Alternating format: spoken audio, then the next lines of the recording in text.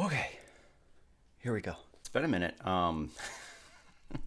Have been substitute teaching a lot, which is great. I've been really busy doing that.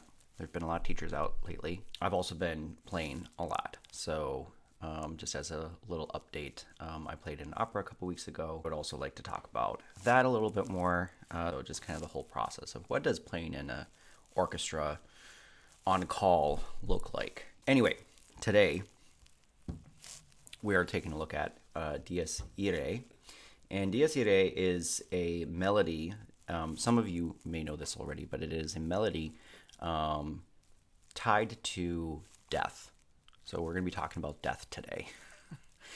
Very heartwarming subject. It is found through so many pieces, so many contexts. And we're going to take a look at a lot of that today. But where does it come from? Well, it comes from a medieval chant that was used in the Catholic Church for masses related to death, a funeral service, essentially. So a mass for a funeral, that kind of service is what they would use it for. And the opening line, well, here, let me show you first.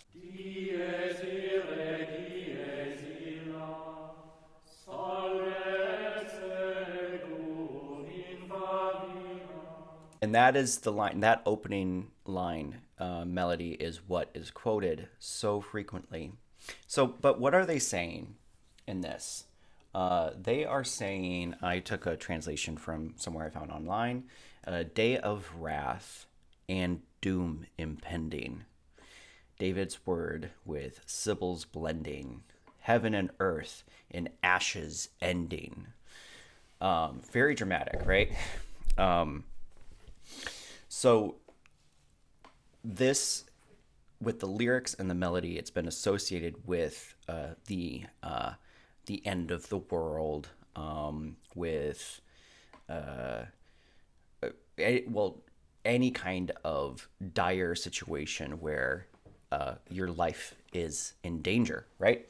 And so, as mentioned, used in Catholic Mass, and this was called a requiem. And there are so many requiems that have been composed throughout time, but it was used as a requiem, a mass for the dead. And it also apparently was used on All Souls Day. Those of you who are Catholic, you can correct me on this if you know. But that was eventually ended, from what I could tell, in Vatican II. It was on November 2nd. That was the calendar day that All Souls Day happened on. And I think the Mass, or not the Mass, the melody of using Dies Irae for All Souls Day was ended. I think All Souls Day is still a thing, but I think like the melody being used on All Souls Day was ended. Correct me if I'm wrong on that. So anyway, what is a requiem? We've kind of talked about it already. A requiem comes from the Latin word meaning rest, and it's used in modern English to refer specifically to death. And while it's focused mostly or used in the classical world or Western music world, it's mostly used in association with famous composers, and composers have written requiems for the Catholic Church for use in masses, or just as a, for lack of a better word, showpiece that the composer writes. Specifically, it's a type of service, and the tradition of a requiem mass is meant to provide solace and rest for the souls of the deceased, and it can be requested for individuals as well, but it had some associations with some more popular figures in history. So the two most famous requiems I can think of as a classical musician, as a violinist, are both the Mozart Requiem and the Verdi Requiem. So both of those are very well known, and I would say are probably the most popular. And so we'll take a look at Mozart's and at Verdi's. And the melody that we brought up earlier, it's not used as much here. It's the Requiem or Dies Irae as a text is used, but as a melody is not necessarily used. here in both Mozart and Verdi. But I'm going to show them to you to give you some context of what Mozart's like.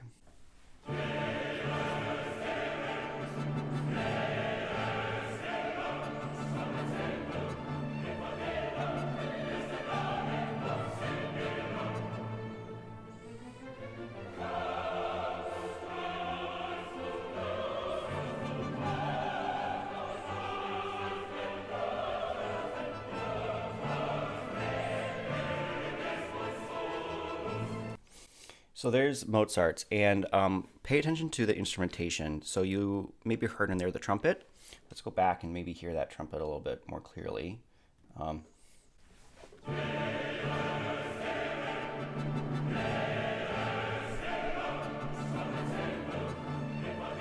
So that trumpet,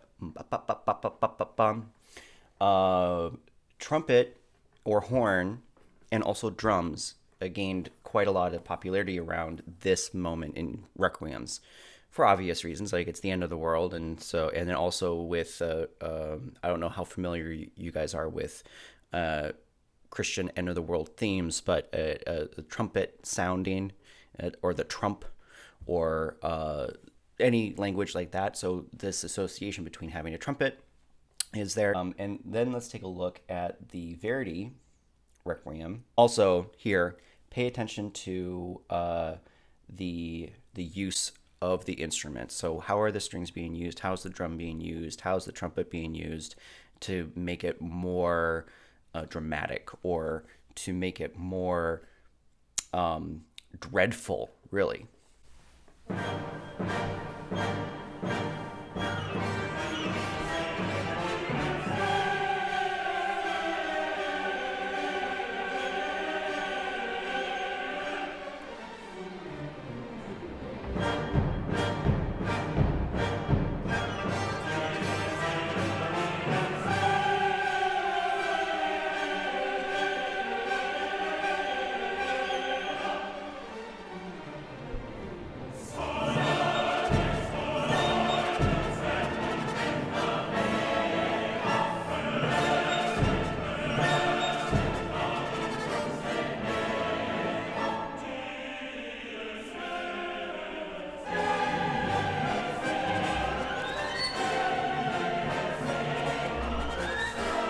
Trumpets, right?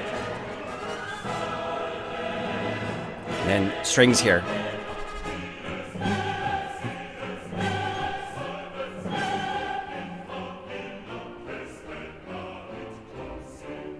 The bum bum bum bum bum bum bum bum. I think that has some kind of quotation to the melody of the Dies Irae. It's a descending line, not the same notes, but I think it's loosely, it's kind of like a near rhyme in poetry, where it's kind of loosely related to what came before, but it's not exact, not an exact quote. So that's Verdi's. So again, those both just use the text of Dies Irae. They don't directly quote the melody. However, there are tons of other pieces, symphonies, show pieces, other works that quote the Dies Irae. And we're going to take a look at some of those. And one of the most famous ones, I think, is the Berlioz Symphonie Fantastique, which quotes Dies Irae. Let's see if you can find it. So the it's directly quoted.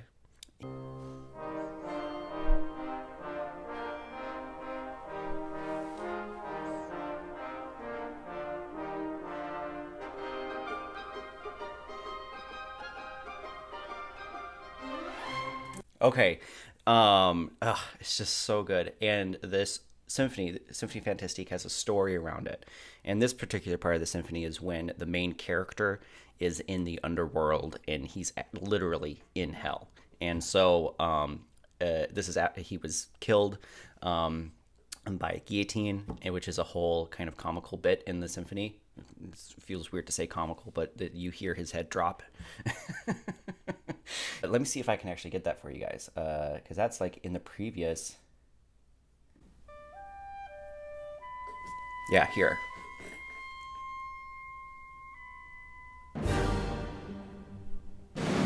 Let's do that again. Listen to that again.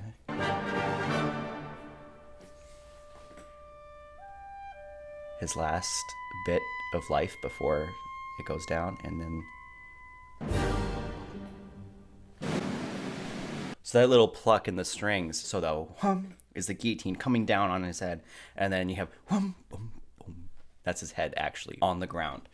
And then so he dies, and then in the last movement is this episode of him being in hell, and that's when you hear the Dies Irae, like he's actually dead.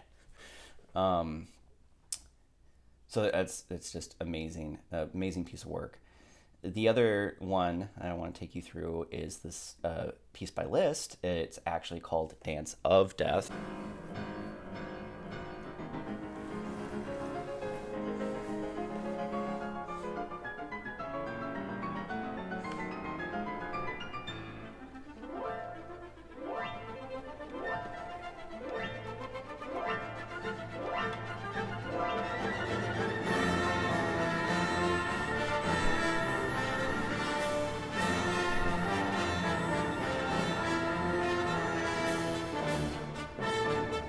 All right, so with that, it's always the brass, right? The brass always have it, and again, that goes back to this theme of the trump sounding, and your final moments are over. I just want to bring it back in a little bit to the time period here. So we have this medieval melody that's used in mass, right? And then we have this use of requiem through Mozart, which is 1700s, and then Berlioz, Verdi, Brahms, they're all in the 1800s, and then Irae, late 1800s, and Liszt also late 1800s, and then we come here to Mahler. We have this use in the Resurrection Symphony. Again, listen for the instrumentation here.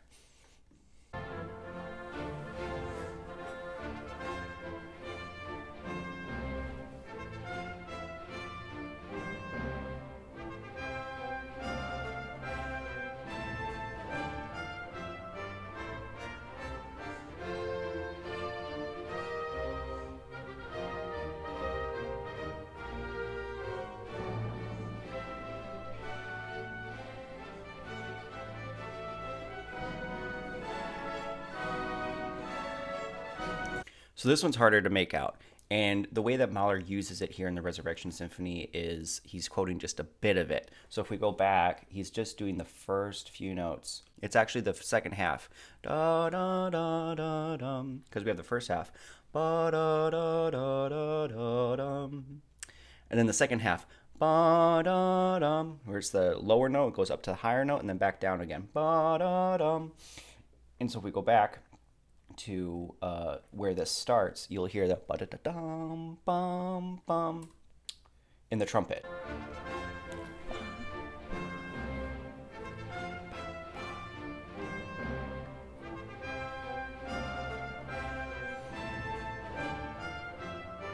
And hearing the strings and winds.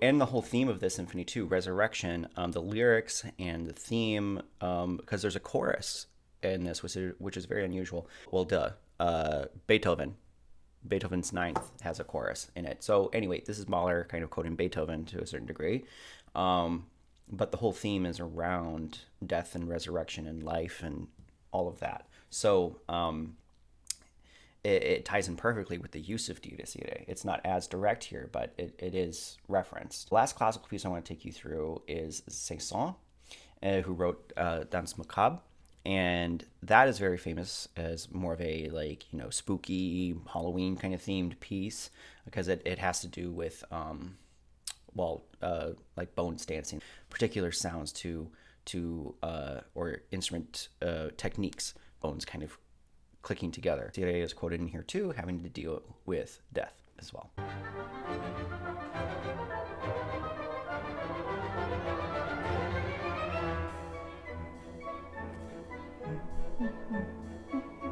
This part is quoting the Dies Irae.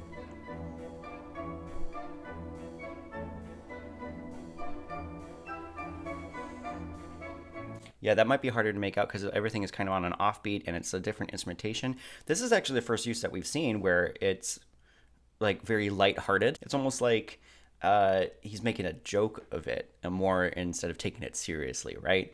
So it's just a really interesting use of how this melody has been taken through history. And it's not just in the classical world. So we have the use of it in Catholic Mass, and then through Western classical tradition, but then also it's made its way to film music as well. Because in film, we actually have a lot of composers who reference classical pieces, and man, that'd be a whole other video that we could do where it's looking at all of the different references to classical pieces through film music, which is just, it's endless, really. Taking a look here at some of the obvious connections, some of the not so obvious connections with the Dies Irae in film music. So I want to take you first to The Shining in 1980. Right? In the brass again. And not hidden at all.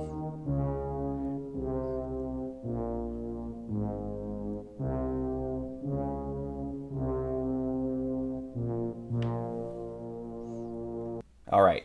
And the use of this theme in the movie is kind of obvious. Like the whole ending of the movie, it has to do with death. So reasons for quoting it make a lot of sense. There's also Lion King is another one. And this one's kind of hard to make out. Really listen for the flutes because they're the ones that are carrying this in the background. The voice actors over top. It's hard to make it out, but it is there. So you haven't told them your little secret. Well, Simba, now's your chance to tell them. Tell them who is responsible for Mufasa's death. And then again, Scar there using the word death right on kind of the conclusion of the theme being there. Bum, bum, bum, bum, bum, bum, bum, bum. And then he says death. And well, of course, the Dies Irae is going to be quoted here. Another one is Star Wars. I think this is a pretty obvious one too.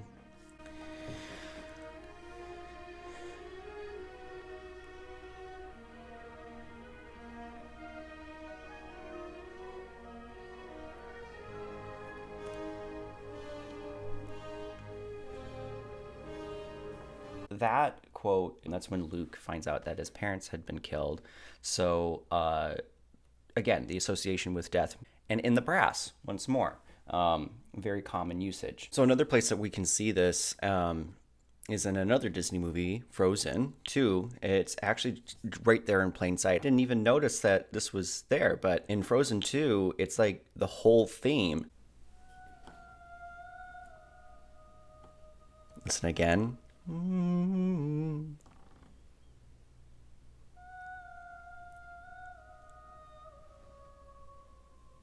So that melody right there, it's the same pitches, just a different rhythm, which is one of the reasons why I didn't notice until I was looking more into it. Same pitches. And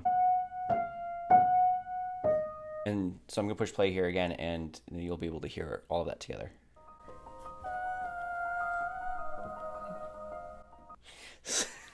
It's just so funny. That's right there. And it's kind of funny also considering the story. Like that melody takes Elsa to the place where she dies. We have the scene later. Olaf also disappears because of Elsa's death. The magic is gone, right? And then Anna is grieving over the loss of her sister. And so this melody planted right here at the beginning of the movie is again hinting at a death that is going to occur in the story. And it's something I never even noticed until looking into this further. So it's just fascinating. There's more. In Home Alone, I think this is really, really hard to hear. So if you can't make this out, like, take it with a grain of salt. The salt old man Marley is laying down on the pavement. Let's take a look at that. I think this is really hard to hear. Listen closely to the harp. And I think it's a portion of the melody. I don't think it's the whole thing. It's just a little bit of it.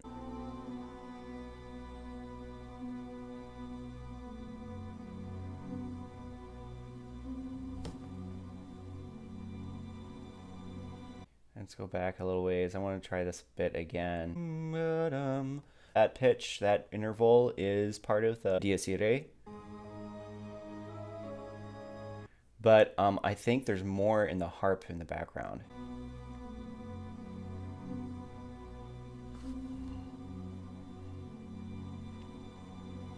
Bum, ba-dum. In the harp, it's very faint. I kind of had second thoughts about putting this one in. I do think it is quoting. It's very well disguised. Our last one that I'm leading up to, and if you have seen my other videos, you know that I've done a couple of reactions to the Demon Hunters movie, and is in the Demon Hunters movie. So we're going to look at the version here. Now, there are two different versions. There's one in the movie, and then there's one in the soundtrack that are a little bit different. So first, I want to take a look at the very beginnings of both, because you can hear the theme, the Dies Irae theme, right in the beginning, and then I'm going to go into talking about it a little bit more in depth. So this is the film version, and pay close attention to how this opens in the film version versus the soundtrack version.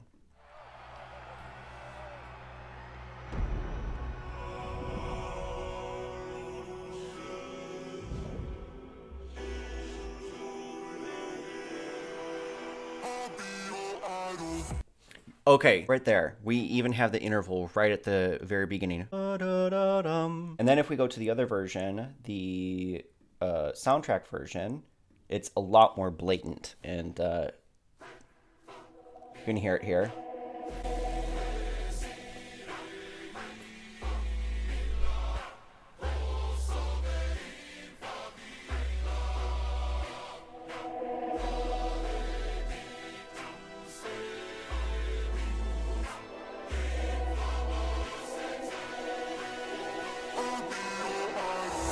Even at the very beginning, beyond lyric, I'll be your idol, ba-da-da-dum. We have that there, but then we also have the lyrics of Dies Irae quoted right at the very beginning.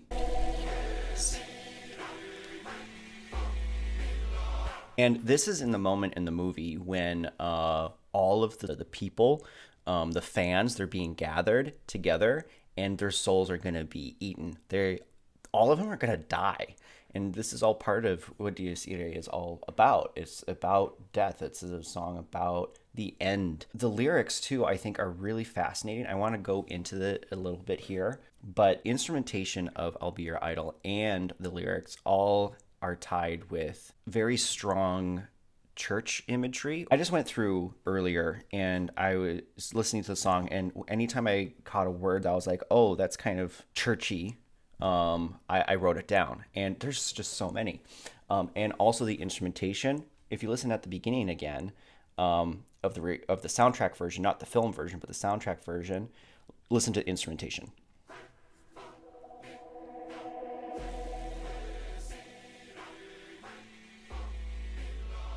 Okay, so right there at the beginning, it's chorus, and it's bass, essentially.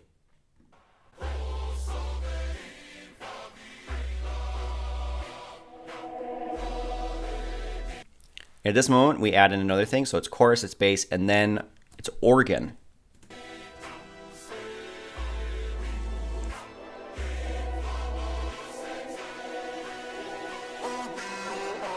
The strong focus on chorus and Dies Irae and then organ. All of those instrumentations are very, very church heavy. And then we go into the lyrics. Keeping you in check, keeping you obsessed. Play me on repeat without you in your head. Anytime it hurts, play another verse. I can be a sanctuary. I'll be your sanctuary. Like, churches have sanctuaries. I'm not saying that this song is about church or this song is about Christianity. That's not what I'm saying. What I'm saying is it's using themes that have been used throughout history, throughout church history, throughout Western music history, which happen to be very connected to the church, to the Catholic Church and the monarchy, with funding and religious pressures and all of that. So it's a complicated history. And I think what this song is doing is it's kind of bringing all of that to the surface, and it's using all of it for its advantage, for the place, the kind of story it's being told in the movie. It's bringing all that forward, and it's quoting it to make a point. And the point is, this is a dramatic moment in the movie, and this is when, life or death happens. Keeping you in check, keeping you obsessed. Play me on repeat, good I'm in your head. Anytime it hurts, play another verse. I can be a sanctuary. No, I'm the only one right now. I will love you more when it all burns down. More than power, more than gold. Yeah, you gave me your heart, now I'm here for your soul. Now I'm here for your soul. Not just the life and death of real life, but the life and death of your deepest existence. The only one who loves your sins. Feel the way Sins. Pretty obvious connection. my voice gets underneath your skin. Oh, preach it to the choir. Preaching to the choir. Preaching. Choir. Can I get the mic a little higher? Give me your desire. I can be the star you rely on. I can be the star you rely on. This is unraveled a little bit more later, so I'm going to keep it going. If I go to jail, you can't look away. Don't you know I'm here to save you? Now we running wild. Yeah, I'm all you need. I'ma be your idol. Pay attention to that lyric there, because it says, let me go back a little bit. I'm all that you need. I'm all that you need. I'll be your idol. That's what they just said here. And it changes at the very end in a very interesting way. Also, just the very theme of like the idol and taking your soul, and who are you solely relying on, all of that kind of stuff. It kind of ties into, and the sanctuary, it ties into this imagery of where are you putting your trust. At least it ties into it, and it uses it, spins it maybe in a different way, but it uses those concepts and ideas to drive home the other message of the song, which is we're going to be your only source. We're going to be all that you need. We're your only thing. And also ties in with interpersonal relationships. If you rely on somebody to be your everything, like that's not a healthy dynamic. And it's kind of what this song is getting at. Like, this is not a healthy dynamic that's going on here, and people are going to die. So that's the bigger point. Making you a believer. Making you a believer. Again. You're mine now. Too late, 'cause you're mine now. Listen to the background here. Chorus is still going, but it's in a very staccato. Staccato being, it's hard to show on the piano. So staccato is a very short articulation versus legato would be. So if you listen to the background, it's very staccato-y. It's not legato at all. Very percussive. And if you listen to the note sequence, I think you'll recognize it as well. In your mind now. Too late, 'cause you're mine now. I will make an idol. Living in your mind now. Too late, 'cause you're mine now. Yeah, I think it's dum bum bum bum. I guess maybe that's not exactly. Let's see. That's kind of what I was hearing in the background, was something like a. But maybe it's not that. Maybe let me see again. You're mine now. I will make you. It might just be holding the notes a little bit more, but I think it still ties in. Now we running wild. You're down on your knees. I'ma be your idol. You're down on your knees, I'll be your idol. Earlier it said, I'm all you need, I'll be your idol.